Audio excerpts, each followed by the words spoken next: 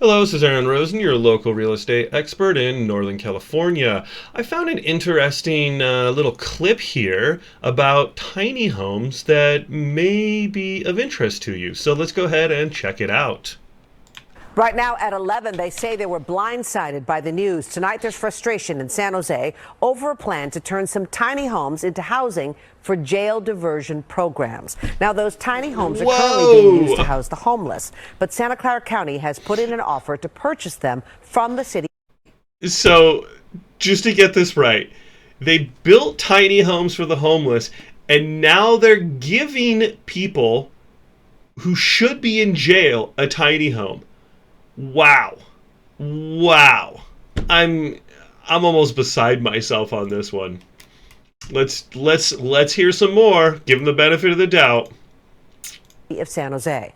NBC Bears Jocelyn Moran is in the newsroom with me here in the studio, and that's a plan that not everyone's very happy with. Yeah, right, Jess. We talked to a resident I wonder who says why. he feels like they weren't told about this with enough time. It's not a done deal, but the county has put it in an $8 million offer for these sites. The jail diversion program would be for people who have mental health disorders or struggle with substance abuse. I said, this is so over. So if you do heroin, you don't go to jail, you get a free tiny home to do more heroin in. Makes a lot of sense for the rest of us homeowners, huh? Well, I mean, and my head is spinning. Isa Agiloni is the president of Safer San Jose. He says during a virtual neighborhood meeting with the county last night, they were told of its plans to take over the emergency interim housing site on Bernal and Monterey Road. Santa Clara County has... I'm just going to say this. I think homeless deserve housing more than criminals. There, I said it. I'm taking a hard stance on stuff. Put in an $8 million offer to purchase that site, as well as a permanent supportive housing site on Vermont Street from the city of San Jose. We were defrauded. We felt like we got kicked in the gut. And this isn't the way you operate. You have drug abuse, mentally ill, and you're roaming around in the neighborhood.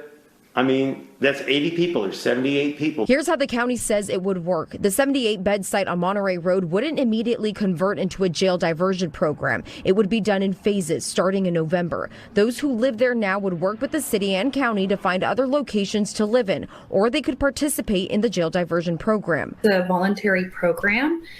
Or they could participate. They're not criminals. Why would they want to live around a bunch of criminals? And this would be for individuals that are receiving treatment and support. Gabby Olivares works within the Behavioral Health Services Department with the county. She says the site operator would remain the same. Look, there would be 24 hours. You see that? They're even missing letters on it. It's a housing community. Would remain the same. There would be 24-hour security as well as services like case managers and therapists. It can be like the first time arrest, somebody's agreed to do treatment. It can be somebody that's coming out of our local county jail and has agreed to participate. She says the goal is to reduce incarceration rates and promote public safety. But residents say there needs to be more discussion around this. Isn't that just a half a jail? It's still... You know, they want to reduce incarceration rates. Well, how about you get people to stop committing crimes instead of giving them houses when they commit crimes? Insane. This before anything is decided. I need a chance to understand, and the community needs a chance to understand the detail. Okay, so City Council has to vote on this. This was supposed to be discussed on August 27th, but the mayor's office says the city manager decided to delay that vote to give the city and county a chance to get on the same page. Mayor Matt Mahan was not available for an interview. Imagine what's next. Imagine they just go, oh, you have a tiny home in your backyard now. Oh, we're so happy that you spent all the money on that. You need to house someone for a jail deferred program, someone who's mentally ill and/or on drugs. It is your obligation now to house these people since we don't want to put them in jail. If that happens next, oh man, there is going to be big trouble over that. Anyways, I just thought this was absolute lunacy. More stuff in the tiny home fiasco.